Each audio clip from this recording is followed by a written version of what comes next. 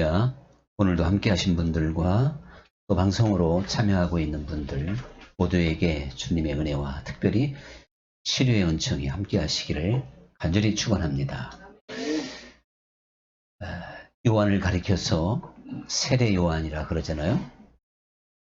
요한이 세례를 주기도 해서 그랬는지 요한에게 많은 사람들이 모여들게 되었고, 사실 요한은 예수님의 동시대의 사람인데 최소한 예수님이 나타나기 전까지는 최고의 유명 인사라고 볼 수가 있습니다. 모든 사람들이 이 요한에게 집중을 하게 되었던 것이죠. 그런데 예수님이 등장하면서부터 완전히 상황이 달라졌잖아요. 그래서 많은 사람들이 예수님께 몰려가게 됩니다. 그리고 예수님도 세례를 베풀었습니다.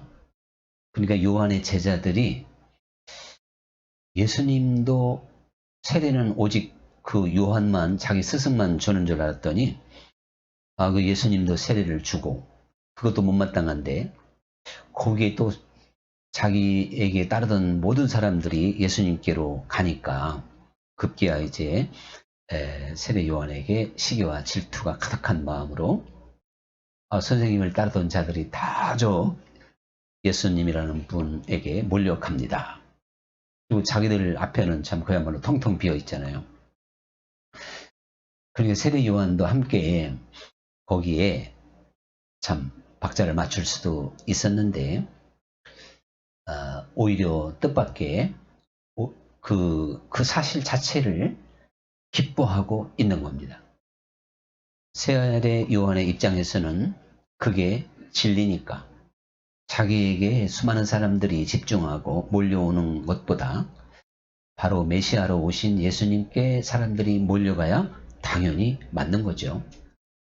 그러면서 그거를 좀 더 실감나게 설명을 했는데, 마치 자기는 이제 혼인집에 신랑의 친구들이 가지고 있는 기쁨, 취하고 있는 그 기쁨이 있죠. 거기에 자기는 취하고 있고, 그래서 그것으로 지금 만족하고 있다는 겁니다. 그러니까 유대인의 그 풍습, 특히 우리나라도 친구들의 역할이 좀 중요하긴 하지만 유대인들의 결혼에는 더 친구들의 역할이 중요했습니다. 그래서 신부를 신랑에게로 안내하기도 하고 예식을 진행하고 또한 둘러리로 서주기도 하고 이렇게 그 모든 절차를 돌보는, 그러니까 가나 혼인집의 연회장이 바로 신랑의 친구였다, 이렇게 볼 수 있을 만큼 있는 상황이죠. 그런데 그 친구들이 항상 오늘날에 이제 사회도 보고 친구들 역할이 있잖아요. 축가도 불러주고, 어느 친구건 자기가 신부를 취하는 것도 아닌데 그 어떠한 친구의 역할의 기쁨이 있잖아요. 그것으로 예식장의 모든 친구들의 얼굴이 환하죠. 그리고 친구의 결혼을 진심으로 축하하고 또한 기뻐한단 말이죠. 근데 세례 요한은 지금 그런 기쁨에 자기가 취해 있다, 이렇게 말하면서 그 신부를 취하는 이는 신랑이지만 그 신랑의 친구들이 그 역할과 함께 기뻐하고 있듯이 예수님이, 신랑 되신 예수님이 사실은 신부를 취하는 거죠. 모든 사람들의 구세주요 주인공이 되는 겁니다. 그러니까 세례 요한은 자기 스스로 나는 그리스도가 이 땅에 오셨다고 하는 것을 증거해주는, 그것을 사람들에게 알려주는 그 역할이었고 나는 그것으로 족하다. 그러면서 그는 흥해야 되겠고 나는 망해야 되리라. 이래서 세례 요한이 참 위대한 겁니다. 세례 요한 뿐만 아니라 이런 상황에 처했던 수많은 사람들이 그 상황 앞에 시기하고 질투하고 그래서 낭패를 당하는 그런 경우가 많아요. 그 당시에 바리새인과 서기관들, 종교 지도자들이 바로 그런 겁니다. 메시아인 걸 알지 못하니까, 구세주로 오신 예수님을 알지 못했기 때문에 예수님이 민중들에게 인기가 있고, 그리고 그 이름이 나면 날수록 어떻게 하면 저 예수를 잡아 죽일까? 이 지금 세례 요한과 전혀 다른 반응을 그들은 보이고 있었다는 사실이죠. 그러니까 이 세례 요한이 그 신랑의 친구들이 누릴 수 있는 기쁨, 만족감, 이것은요, 진리의 세계에 눈을 열었기 때문에, 온전히 하나님의 섭리를 잘 알았기 때문에, 그래서 자기의 위치를 알고 자기의 신분을 알기 때문에 그것으로 기뻐할 수 있었어요. 더 나아가서 그는 흥해야 되겠고 나는 망해야 되리라. 그리스도가 흥할 수만 있다면 나는 순교해도 좋고 사람들이 다 그에게 몰려가는 것이 마땅하고, 그런 고백이란 말이죠. 이 친구의 기쁨, 이 진리 앞에 우리도 취할 수 있는 하나님의 자녀들이 되어야 될 줄 믿습니다. 그래서 사실은 이 사도 바울이 그런 사람이었어요.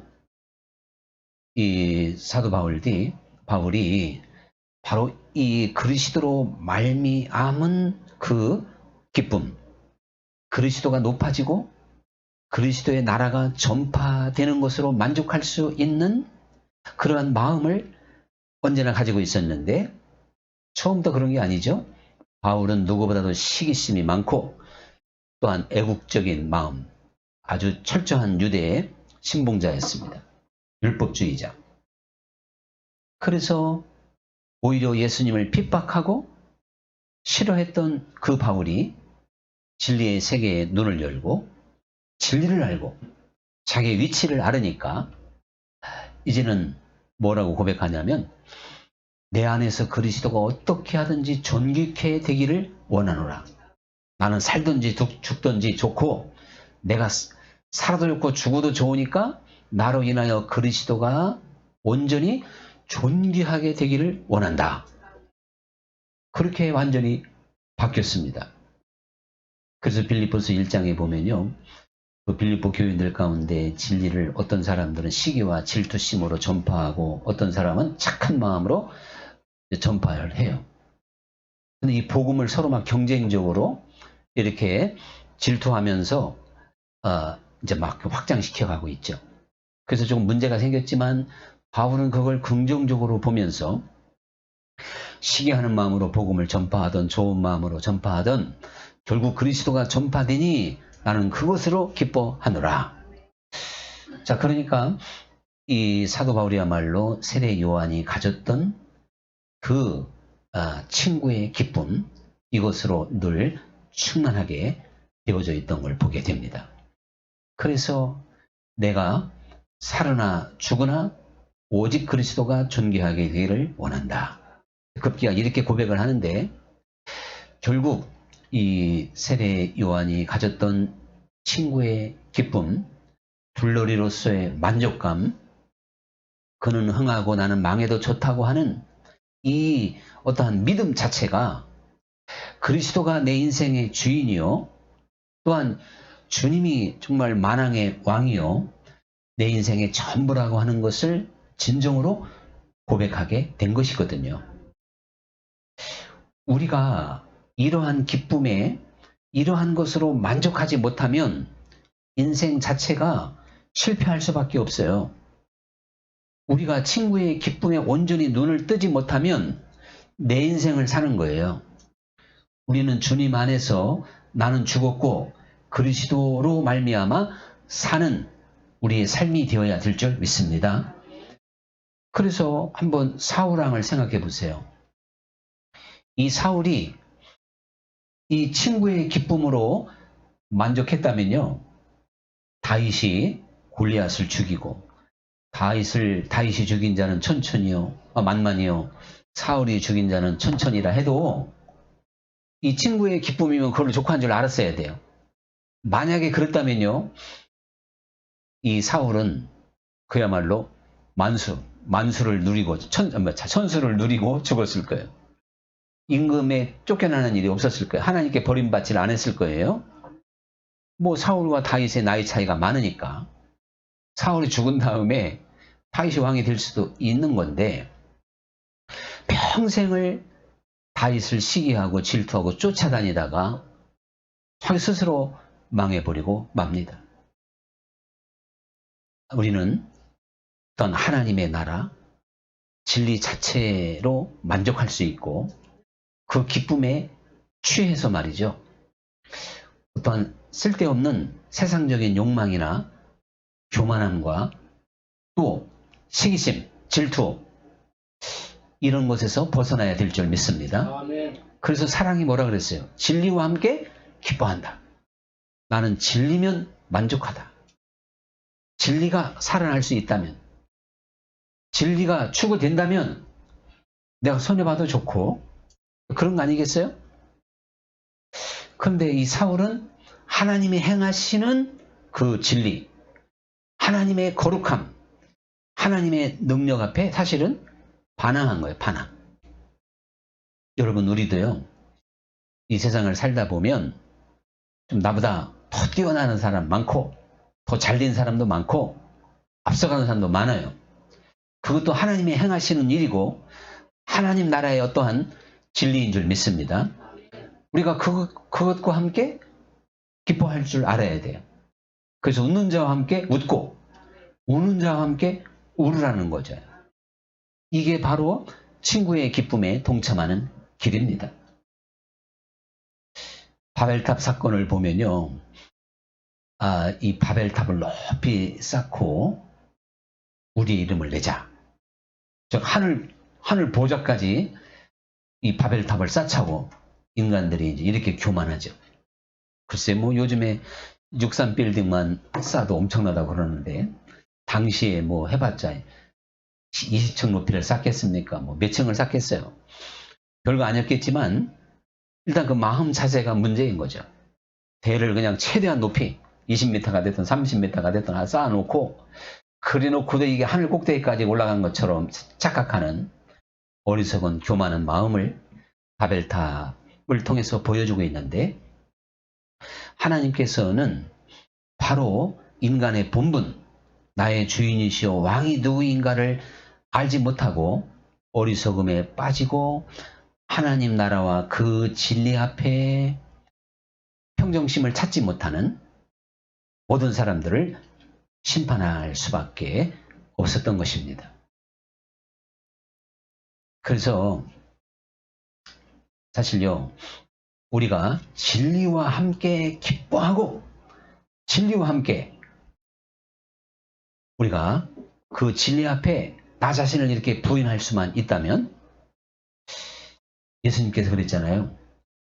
거저 받았으니 너희가 거저 주어라. 이렇게 말씀을 하셔요. 그래서 오늘날도 사실 우리들이 어떠한 무슨 신령한 은사도 마찬가지지만 우리에게 주어진 모든 은사나 재물이나 우리의 삶을요, 하나님께서 우리에게 다 거저 주었으니 우리도 거저 줄 수 있는 그러한 마음을 꼭 가져야 될 줄 믿습니다. 이게 바로 하나님의 진리의 마음을 합하는 자예요. 그런데 우리가 이렇게 하지 못하고 주님의 그 진리에 만족할 수 있는, 그래서 진리에 눈을 뜨고 진리 자체가 무엇보다도 기쁘고 감사해서, 그 진리는 하나님의 나라죠. 하나님의 말씀이죠. 그래서 우리가 하나님의 말씀을 이루고 하나님의 뜻을 이루고 그래서 하나님께 영광 되는 일이라면 그거 자체를 기뻐하고 감사할 수 있는 사람이 돼야 될 줄 믿습니다. 이렇게 하지 못하니까 우리는 하나님께 모든 것을 받았음에도 불구하고 베풀 줄 모르고 또한 도와줄 줄 모르고 참 욕심껏 살아가게 됩니다. 더군다나 어떤 하나님의 신령한 것을요, 이제 우리가 예를 들어 막 돈을 받고 예언을 해준다든가, 막 돈을 받고 병자를 치료한다든가, 이게 사실, 그러니까 이 목회자들도 참 조심해야 되겠죠. 최소한의 것으로 하나님의 헌신할 자세를 해야지. 이거 뭐, 근데 참 각본에 없는 좀 얘기가 들지 모르지만 점점점 갈수록 어떤 목회자들의 그 물질에 대한 이것이 이 시대 하나의 화두로 떠오르고 있는 건요. 우리는 거저 받았으니 거저 주라. 또 주님의 뜻을 이루고 주님의 나라가 확장되고 하나님이 영광 받으시는 거기에, 나는 망한다 하더라도 하나님이 영광 받는다면, 하나님이 높여진다면, 그 뜻이 이루어진다면 그것으로 만족한다 라고 하는 세례 요한의 마음이 없는 거예요. 다윗의 마음이 없는 거예요. 이것은 진리가 주는 힘인 줄 믿습니다. 다시 말하지만 바울도 처음부터 대단한 사람 아니라니까요. 욕심쟁이라니까요. 시기 질투, 누구보다도 많이 사람을 죽여서 공로를 세우고 싶은 사람이었어요. 아주 열심히 특심한 사람이었어요. 그런 쪽으로. 그런 그가 정말 이제 그 참된 사랑을 고린도전서 13장에서 가르쳐주고 있듯이 자기의 유익을 구하지 않고 이제 오직 주님의 영광을 위하여 자기 이름을 내지 않을 수도 있는, 욕심을 내지 않는 그런 사람이 된 줄 믿습니다. 그러니까요, 우리가 종종 제가 말씀드리지만 귀신을 쫓아내고 병자를 고치고 많은 권능을 행하는 사람들이요, 그러한 사실 앞에 자기 자신을 이 세례 요한과 같은 진리로 무장하지 아니하면 그 능력과 그 병고침과 이걸 통해서 하나님께 영광 돌리기보다도 자기가 영광을 받고요, 또 그것으로 막 치부하고 축적하는 그러한 일들이 얼마나 많은지 몰라요. 여러분, 우리 주변에 이미 기독교 역사가 다 쓰여졌어요. 한번 능력 있고 많은 병자를 고쳤는데 가난하게 살았다는 은사자 들어봤습니까? 없는 것 같아요. 우리가요, 병자 하나 고쳤더니 뭐 10억을 줬다, 5억을 줬다, 막 이런 얘기 얼마든지 듣잖아요. 그걸 겁도 없이 봐도, 그리고 그 재산을 쌓아놓고, 그러고도 내가 주님의 이름, 주님의 나라에 헌신했다고 말할 수가 있는가? 잘 아시는 얘기지만 이 현신의 권사님도 그 중에 한 분이었잖아요. 그래도 워낙 잘 몰라서 이제 그렇게 했기 때문에 하나님이 기회를 한번 준 거죠. 하나님 나라를 한번 입신을 시켜놓고, 주님이 모른다 그러니까 도대체 왜 저를 모릅니까? 제가 자기가 봐도 이제 정말 예수님이 자기를 모른다고 할 수밖에 없는 그런 삶을 살았던 거예요. 수많은 병자를 고쳐서 들어오는 헌금으로 다 뒤에다 쌓아놨는데요. 그 경험한 다음에 그 당시에 땅 30만 평을 북한 선교에다가 기증했잖아요. 그분이 뭐 어떻게 30만 평을 땅을 가질 수 있겠어요? 그 돈이 어디서 나왔겠냔 말이죠. 자, 여러분, 그러니까 그거 자체가 벌써 불법이 되는데요.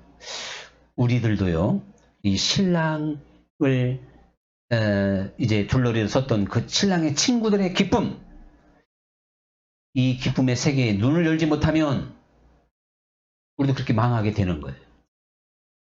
그래서 정말 진리와 함께 기뻐할 수 있고 감사할 수 있고 그 진리가 이루어지는 것으로 만족할 수 있는 그러한 세계에 눈을 열 수 있기를 간절히 축원합니다. 우리가요, 사람들마다 기뻐하는 것이 다 다르죠. 여러분, 무엇이 여러분의 기쁨입니까? 지금 내가 도대체가 무엇 때문에 기뻐하는지 이것을 지금 점검해 보면요, 내가 신랑의 둘러리인지 내가 그 신랑처럼 행세했는지를 알게 돼요. 미리 말씀드리지만 우리는 다 둘러리인 줄 믿습니다. 둘러리의 기쁨으로 만족해야 될 줄 믿습니다. 네. 그런데요, 여러분은 배고픈 사람이 또한 배고픈 사람에게 내가 무엇을 줌으로 그들이 배부른 것이 정말 기쁘고 감사합니까? 또 내가 뭔가 꾸고자 하든지 없는 사람에게 내가 무엇을 베풀어서 그가 필요한 것이 채워지는 걸 여러분의 기쁨으로 생각합니까? 나그네 된 자를 구박하지 않고 잘 대접하는 것이 기쁨이 되어져 있습니까? 병든 자를 불쌍히 여기고 가난한 자에게 마음을 열고 있습니까? 이것이 바로 주님의 나라에 또한 진리와 함께 기뻐하는 사람인 줄 믿습니다. 우리는 그것이 세상의 금은 보화를 얻고 부귀영화를 얻고 내가 높아지는 것보다 더 큰 즐거움이 돼야 돼요. 그래서 수많은 사람들이 자기 것을 헐어서 구제했고 선교했고 선교사로 나가기도 하고 바울처럼 스스로 고난을 자초하기도 했습니다. 사실 핍박의 시대에 순교자도 나왔고 그런 사람들의 삶은 참 두렵기도 하고 육신적으로는 너무나도 두려운 시간들이죠. 그래도 가장 귀한 것이 무엇인가를 알았기 때문에 그 기쁨에 취해서 그들은 순교도 당했고 감옥에 가기도 했고 매 맞는 걸 두려워하지 않았을 줄 믿습니다. 지금 이 한 시대를 살아가면서 나의 기쁨이 무엇입니까? 나로 인하여 슬퍼하는 사람이 위로받고 아픈 사람이 치료받고 고달픈 사람이 힘을 얻고 가난한 자에게 조금이라도 도움이 될 수 있다면 이것이 나의 진정한 기쁨이 되어져 있다면 이 신랑 친구의 기쁨, 세례 요한의 기쁨에 지금 취해 있는 자입니다. 여러분, 근데 대부분의 사람들은 내가 잘 돼야 되고 내가 앞서야 되고 내가 군림해야 이것을 기쁨으로 여기고 이것이 목표가 되어져 있단 말이죠. 이거는 완전히 주객이 전도된 거예요. 주님께서 지극히 작은 자에게 한 것이 곧 나에게 한 것이다. 우리는 여러분 정말 주 예수님의 이름이 곳곳에서 드러나고 높여지고 주 예수님이 영광 받을 때마다 내가 희생하고 섬기고 또한 내가 낮아진다 할지라도 그것이 가장 감사하고 감격스러운 일이 되어야 될 줄 믿습니다. 사실요, 우리가 이 세상에서 살아가면서 나의 기쁨으로 여겨야 될 게 무엇이냐면 우리가 그리스도 안에서 옛사람을 십자가에 못 박는 것, 주님 안에서 나를 부인하는 것, 그것이 또한 나의 소망이 되고 기쁨이 되어야 될 줄 믿습니다. 이게 사도 바울이 그는 흥해야 되겠고 나는 망해야 되리라. 이게 바로 그런 거예요. 이것은 그렇다고 우리가 이 세상에서 정말 그냥 아무것도 해놓은 것도 없이 연약하게 살아야 된다는 뜻은 아니에요. 하나님이 나를 아무리 크게 쓴다 할지라도 그는 흥해야 되겠고 나는 망해야 되리라. 이 정신이 살아있다면 우리는요, 이 세상을 살면서 무엇보다도 나를 처복종시키고 나를 그리스도 안에서 내가 날마다 죽어지는 연습, 나는 이미 그리스도 안에서 죽은 자로 여기고 죽어진 삶에 거기에 초점을 맞춰야 돼요. 그게 기쁨이 돼야 돼요. 그래서 하루를 지내놓고 죽지 못해서 내가 말을 잘못하고 실수하고 그것이 안타깝고 후회가 되고 그래서 회개하고 여러분 사람들 앞에 내가 살아있는 모습을 보인 것 이것 자체가 가슴 아프고 이러한 심령을 항상 가져야 된다는 사실이죠. 친구의 기쁨 이거는 진리를 이루는 기쁨입니다. 진리의 세계에 동참하는 기쁨입니다. 내가 가진 기쁨은 무엇입니까? 이제 결론적으로 저는 두 가지를 말씀드렸어요. 우리가 낮은 곳에 병든 자에게, 갇힌 자에게, 고독한 자에게, 없는 자에게 마음을 쏟아내는 것. 이것이 친구의 기쁨인 것이고, 더 나아가서 나를 십자가에 못 박고 그리스도 안에서 나를 죽은 자로 여기며 그리스도의 이름으로 살아가는 데 집중하는 것. 이것이 바로 친구의 기쁨에 취한 삶이라는 것을 다시 한번 기억할 수 있기를 간절히 축원합니다. 오늘 찬양 드립니다.